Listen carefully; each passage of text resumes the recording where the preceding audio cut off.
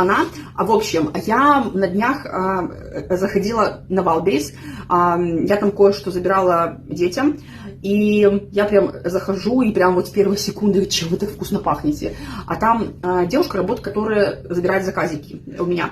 И она говорит, Ольга, чем вы так вкусно пахнете? Я говорю, так это вот новая Мурмур Мока. Она говорит, она такая вкусная. Она говорит, вот мне ни один запах Фаберлик, но вот именно парфюм не нравится. Она говорит, она такая вкусная. Она говорит, она и не сладкая, ну то есть и не приторная. И вот все приходят клиенты на пункт выдачи, я даю тоже послушать и нанести на себя в восторге все. Я тоже в восторге. Первое, как бы идет кофе, да, но потом кофе это уходит и такой несладкий аромат, как первый Мурмур, с нотами кофе и с такой, знаете, как и кислинкой, и свежесть. Ну реально классная водичка, поэтому, девочки, ее стоит заказать или прийти на пункт выдачи. Лучше, конечно же, ее послушать именно вот спреем-распылителем. И кто любит сладкие, я думаю, что стоит ее заказать.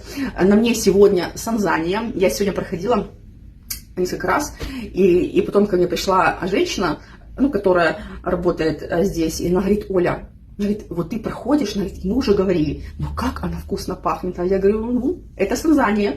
Да, я очень люблю Санзанию, это такой свежедревесный цитрусовый аромат. Я не люблю древесные, но Санзания это прям топчик. Поэтому, девочки, Санзания тоже, конечно же, классная.